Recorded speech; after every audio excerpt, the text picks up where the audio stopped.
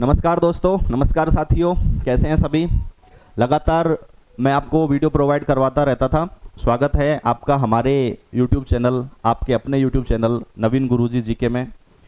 हमारा हमेशा से उद्देश्य रहा है कि राजस्थान की कला, संस्कृति और इतिहास जन जन तक पहुँचे, विद्यार्थियों तक पहुँचे और वो भी ऑथेंटिक रूप में प्रमाणिक जानकारियाँ आप तक पहुँचाई जाएँ। और इसके लिए लगातार मैं वीडियो अपलोड भी करता रहा हूँ। एक नए स्टेज से, नए तरीके से, सिस्टमेटिक ढंग से हम क्लासेज शुरू कर रहे हैं और आपको ऐसा मैटर प्रोवाइड करवा रहे हैं जो ऑथेंटिक भी हो और जिसके ऊपर आपको बिल्कुल भी ऐसा ना लगे कि भाई हमें कुछ जानकारी जो प्राप्त हो रही हैं उनमें कहीं हमें फेरबदल करने की ज़रूरत है, कहीं संशोधन करने की आवश्यकता है, क्योंकि सारी संशोधित चीज़ें, परिष्कृत चीज़ें हम आपको उपलब्ध करवा रहे हैं। राजस्थान के बारे में जैसा कि मैं अक्सर बोलता रहता हूँ, वीर भूमि राजस्थान, त्याग और शौर्य की भूमि राजस्थान। और इसके अलावा भी जैसे मेरी वो कोटेशन, कभी शीश कटाकर धड़ लौटे, कभी शीश ही चढ़े निशानी में, ऐसा तो तेवर रखते हैं रजवाड़ा के पानी में। इसके जो हमारा जो मामला है वो ये है कि हम फिलहाल जो आगामी भर्ती परीक्षा हैं अगले महीने जून में जो एग्ज़ाम्स हैं उनके लिए बहुत आवश्यक और सटीक और शॉर्टली ऐसी जानकारियां वन लाइनर के रूप में आपके लिए लाए हैं जो क्विक रिवीजन के हिसाब से बेहद आवश्यक हैं और बेहद ही इम्पोर्टेंट हैं, जिनको रिवाइज करने लगातार 10-15 साल के परीक्षाओं के पैटर्न के आधार पे जो क्वेश्चन लगातार परीक्षाओं में ट्रेवल करते रहते हैं, जो क्वेश्चन लगातार परीक्षा में घूमते रहते हैं, उन चीज़ें लगातार रैपिड रिवीजन के लिए मैं आपके लिए लेके आया हूँ। तो आप देख सकते हैं यहाँ हमारा जो एक तरह से सीरीज है वो ये है rapid revision Rajasthan. Rapid revision Rajasthan बहुत फास्टली हम आपको क्वेश्चंस कराएंगे और वो इस ढंग से कराए जाएंगे कि फटाफट रिवीजन, जिसको हम कह सकते हैं अपनी लैंग्वेज में कि भाई फटाफट रिवीजन हम करेंगे।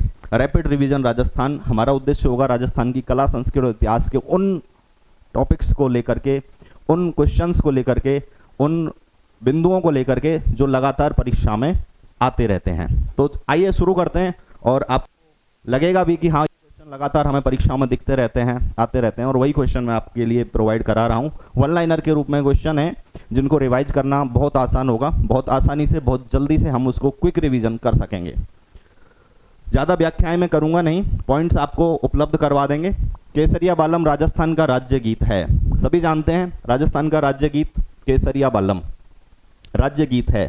इसके अलावा राजस्थान के राज्य वाद्य यंत्र की बात जहां आती है तो वाद्य यंत्र, राजस्थान का राज्य वाद्य यंत्र हो जाता है अलगोजा।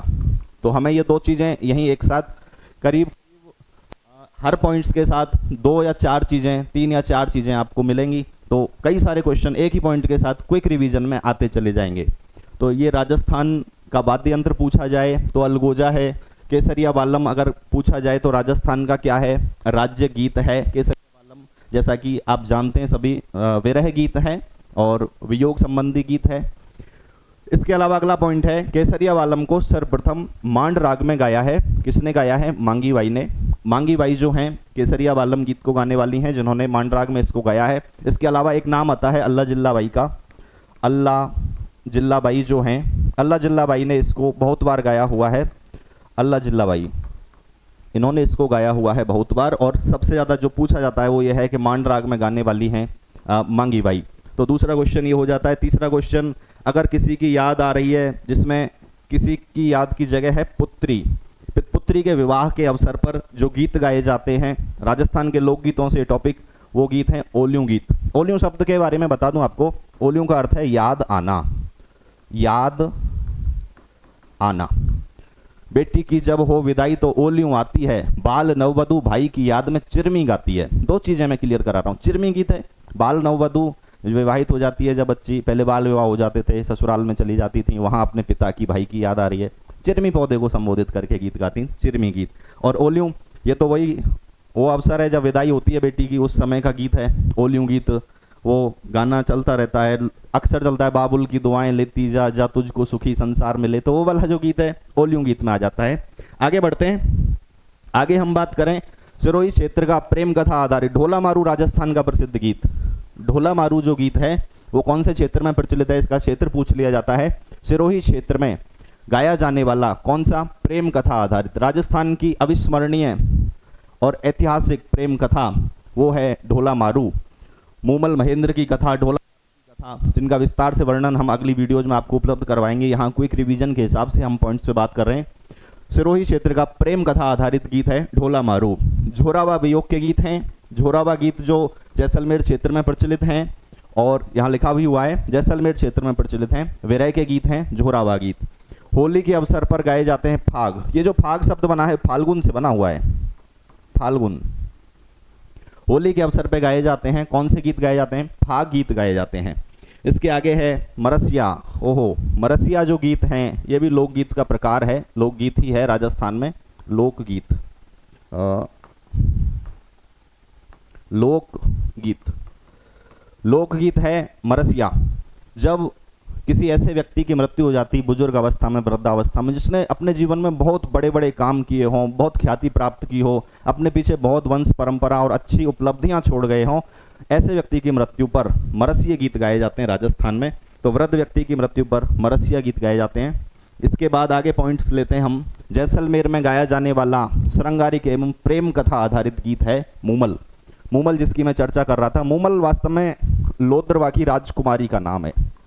लोद्रवा की राजकुमारी है मूमल, जिसकी कहानी और जिसकी व्याख्या आगे मैं बताऊंगा किसी दिन। क्विक रिवीजन के हिसाब से हम बात करें तो जैसलमेर क्षेत्र में गाए जाने वाले गीत हैं। श्रृंगारिक पूछ लिया जाए या प्रेम कथा आधारित बात हो तो मूमल गीत हैं। इसके आगे लांगुरिया। लांगुरिया गीत जो हैं कैला देवी की आराधना में गाए जाते हैं। कैला देवी करौली, करौली कौन से जिले में है कैला देवी का मंदिर? करौली। अभी जो आगामी परीक्षाएं हैं, पीटीईटी एग्जाम है और बीएसटीसी प्री बीएसटीसी एग्जाम है, उनके लिए बेसिक पॉइंट्स, बिल्कुल बेसिक पॉइंट्स हैं। आप ऐसा ना समझें कि ये कुछ बहुत बड़े लेवल की चीज़ें हैं, बिल्कुल बेसिक से पॉइंट हैं ये, और इन परीक्षाओं में घूमते रहते हैं, बीएसटीसी में, पीटीईटी में, और नॉर्मल परीक्षाएं कुछ एलडीसी वगैरह में आते रहते हैं, तो उनकी हम बात कर रहे हैं। कैला देवी। लांगुरिया हनुमान जी का रूप है। लांगुरिया जो है वो हनुमान जी का रूप है, और किसकी आराधना में ये गीत गाए जाते हैं? ये गीत गाए जाते हैं कैला देवी की आराधना में। इसके बाद है गोरबंद। ये गणगौर के अवसर पर, या कह सकते हैं मांगलिक अवसरों पर, मांगलिक अवसरों पर गाया जाने वाला गीत है गोरबंद गीत। गोरबंद के बारे में एक क्वेश्चन अलग से और बनता है। गोरबंद जो है वो ऊंट के गले का आभूषण भी है, और गोरबंद कुछ ऐसे गीत भी हैं जो पशु मेलों के अवसर पर गाए जाते हैं। पशु मेलों में, क्योंकि ऊंट जो है पशु मेलों में बहुतायत में राजस्थान में उपलब्ध रहते हैं, और उन अवसरों पर ऊंटों का श्रृंगार किया जाता है और गोरबंद गीत गाए जाते हैं। तो ये गोरबंद जो है ऊंट के गले का आभूषण भी है, ये बात भी हमें याद रखनी है। इसके आगे चलते हैं। पावड़े दामाद के ससुराल आगमन पर गाए जाते हैं। पावड़े भी लोकगीत हैं। कब गाए जाते हैं? जब दामाद ससुराल में आते हैं तो उनके स्वागत में जो गाए जाते हैं वो पावड़ा गीत गाए जाते हैं। राजस्थान में पावड़ा मेहमान को कहा जाता है, अतिथि को कहा जाता है। इसके आगे बात करें सीठड़े गीत। भैया ये गाली गीत हैं, और वो गाली गीत ऐसे नहीं है कि लड़ाई झगड़ा हो जाए, ऐसे गाली गीत हैं कि ये शुभ अवसरों पे गाए जाते हैं। मीठी मीठी गालियां दी जाती हैं महिलाओं के द्वारा जब अतिथि अभ्यागत, यानी कि कुछ ऐसे कह सकते हैं जैसे लड़की की शादी कर दी और उनके परिवार वाले कुछ जब आते हैं विदाई कराने के लिए, तो उनके स्वागत में, उनसे मान मनुहार में ये गीत गाए जाते हैं, तो वो सीठड़े गीत हैं। ये शब्द हमें याद रखना है, बहुत ज़्यादा घूमता रहता है परीक्षा में, और राजस्थानी भाषा का शब्द है। सीठड़े गीत गाए जाते हैं, मीठे गाली गीत हैं, ठीक है ना। घूमर गीत जो है गणगौर के त्यौहार पर और विशेष अवसरों पर मुख्य रूप से गाया जाता है। घूमर वास्तव में तो एक नृत्य है, और नृत्य भी ऐसा है कि राजस्थान का राज्य नृत्य है। घूमर राजस्थान का क्या है? राज्य नृत्य है, जिसका स्पेशल वीडियो आपको उपलब्ध करवा देंगे। घूमर जो है राजस्थान का राज्य नृत्य है, लेकिन घूमर के साथ गीत भी गाए जाते हैं, और ये गीत गणगौर के अवसर पर या विशेष उत्सवों पर गाए जाते हैं, ठीक है ना। इसके आगे चलते हैं रसिया गीत। रसिया गीत जो है वो राजस्थान में भरतपुर, धौलपुर, इसके अलावा वर्तमान में जो जिला बन गया है डीग, तो ये भरतपुर, धौलपुर एवं डीग जिला क्षेत्र में, यानी राजस्थान के बिल्कुल पूर्वी अंचल का हम कह सकते हैं कि राजस्थान के पूर्वी अंचल में गाए जाने वाले गीत हैं रसिया गीत। इसके लिए एक जो मैं अक्सर क्लासेज में कराता रहता हूँ, कला संस्कृति का जहाँ भी प्रचार करने जाता हूँ, जहाँ भी हम व्याख्या करते हैं, वहाँ बताता रहता हूँ कि बच्चा हो तो जच्चा गाऊँ, यानी सुन लीजिए, आपको याद हो जाएंगी चीज़ें। जच्चा गीत गाए जाते हैं बच्चा होने के अवसर पर। 4-6 पॉइंट्स में आपको एक साथ करा देता हूँ। बच्चा हो तो जच्चा गाऊं, पनिहारी से पानी लाऊं। पनिहारी गीत कब गाए जाते हैं? जब महिलाएं पहले पानी भर के लाती थी तो पनिहारी गीत गाती थी। पनिहारी से पानी लाऊं, दूल्हा बन घोड़ी से जाऊं। घोड़ी गीत गाए जाते थे जब दूल्हे की निकासी होती है, अब भी गाए जाते हैं। दूल्हा बन घोड़ी से जाऊं, मैया संग लांगुरिया पाऊं। लांगुरिया गीत जो है कैला मैया की आराधना में, मैया संग लांगुरिया पाऊं। ब्रज में रसिया खूब सुनाऊं, ब्रज में क्या चलते हैं? रसिया चलते हैं। तो ये चीज़ें हैं, बच्चा हो तो जच्चा गाऊं, पनिहारी से पानी लाऊं, दूल्हा बन घोड़ी से जाऊं, मैया संग लांगुरिया पाऊं, ब्रज में रसिया खूब सुनाऊं। तो ये वाला है रसिया गीत, ये हमें याद रखना है। ब्रज क्षेत्र से संबंधित, राजस्थान के पूर्वी अंचल से संबंधित है। नेक्स्ट पॉइंट्स ले लेते हैं। अगले पॉइंट की बात करें, वो मैं कह रहा था आपसे चिरमी गीत। वो चिरमी पौधे को संबोधित करके बाल नववधु जो होती हैं वो अपने भाई और पिता की प्रतीक्षा में जो गीत गाती हैं वो गीत है चिरमी गीत, जिसके लिए 2 पंक्तियां मैंने आपको बढ़िया सी सुनाई थी, आपको शायद याद आ रही हो। स्टार्टिंग में मैंने बोली थी, बेटी की जब हो विदाई तो ओलियों आती है और बाल नववधु भाई की याद में चिरमी गाती है। तो ये वही वाला चिरमी गीत है। केसरिया वालम को सर्वाधिक बार, मैंने फर्स्ट में भी बताया था, बीकानेर की ने गाया है। ये पॉइंट्स हमें याद रखने हैं। मांगड़ियार समुदाय के प्रमुख वाद्य यंत्र कमायचा एवं खड़ताल हैं। ये एक समुदाय है वाद्य यंत्र बजाने वाला, गीत गाने वाला, मांगड़िया समुदाय। और इस समुदाय के प्रमुख वाद्य यंत्र पूछे जाएं तो कमायचा और खड़ताल, ये वाद्य यंत्र हमें याद रखने हैं। इसके आगे पॉइंट्स पे चलते हैं। लोक देवताओं की फड़ का वाचन भोपा समुदाय द्वारा किया जाता है, ये याद रखेंगे। फड़ क्या होती हैं? लोक देवी देवताओं के कपड़े पर बने चित्र, जीवन चित्र, जीवन लीलाएं, कपड़े पर बने चित्र क्या कहलाते हैं? फड़ कहलाते हैं।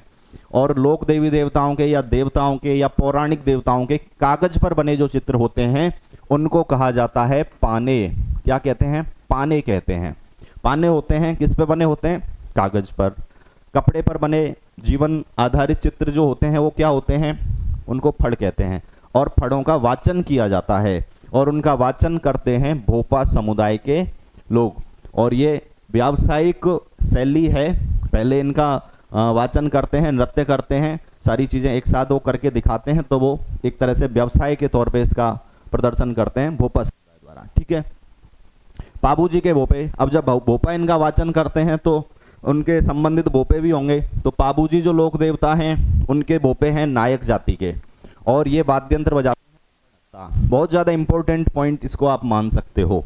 परीक्षा के दृष्टिकोण से बेसिक लेवल पे सामान्य भर्ती परीक्षाओं के लिए सबसे ज़्यादा इंपॉर्टेंट क्वेश्चन अगर कह सकते हैं इसको हम, तो इसमें कोई अतिशयोक्ति नहीं होगी। पाबूजी के भोपे नायक जाति के होते हैं और रावण हत्था वाद्य यंत्र बजाते हैं। वाद्य यंत्र भी पूछा जा सकता है, पाबूजी के भोपे कौन सा वाद्य यंत्र बजाते हैं। समुदाय पूछा जा सकता है, पाबूजी के भोपे कौन से समुदाय के हैं? नायक जाति के। और रावण हत्था बजाने वाले भोपे कौन से लोक देवता की आराधना करते हैं? तो वो पाबूजी की आराधना करते हैं। इसके बाद पॉइंट है कामड़ समुदाय, पंथ चलाया कामड़िया, किसने चलाया? रामदेव जी ने। लोक देवता रामदेव जी रूणेचा वाले, रूणेचा जो है जैसलमेर में, कहां पर है? जैसलमेर में। रूणेचारा धनी कहलाते हैं रामदेव जी, रूणेचारा धनी। रूणेचारा जो धनी हैं वो हैं रामदेव जी, और रामदेव जी की फड़ का वाचन करते हैं कामड़ समुदाय के भोपे। कामड़ समुदाय रामदेव जी द्वारा ही चलाया गया है, जिनके बारे में भी आपको मैंने वीडियो डाला हुआ है, अपडेटेड जानकारी और उपलब्ध करा दी जाएगी। इसके बाद आगे बात करते हैं गुलाबों का संबंध कालबेलिया नृत्य से है। प्रसिद्ध नृत्यांगना गुलाबों कौन से नृत्य से संबंधित हैं? कालबेलिया समुदाय से और कालबेलिया नृत्य से। कालबेलियाओं के नृत्य आपको याद करा देता हूं, इंडोडी, पनिहारी, संकरिया, बागड़िया। बोलिए मेरे साथ, इंडोडी, पनिहारी, यही है। बोल देंगे, बार बार बोल देंगे, याद हो जाएंगे। इंडोडी, पनिहारी, संकरिया, बागड़िया। कैसे बोलेंगे? ऐसे ही बोलेंगे जैसे लिखे हुए हैं, इंडोडी, पनिहारी, संकरिया, बागड़िया। इंडोडी, पनिहारी, संकरिया, बागड़िया कालबेलियाओं से संबंधित हैं। संकरिया प्रीत में, प्रेम गीत, प्रेम कथा पे आधारित है। संकरिया प्रीत में, बागड़िया भीख में। जब भीख मांगते हैं इस समुदाय के लोग तो बागड़िया गीत, बागड़िया नृत्य। ठीक है। ठीक है ना। बस क्या है, शंकरिया प्रीत में बागड़िया भीख में, ये चीज़ें हमें याद रखनी है।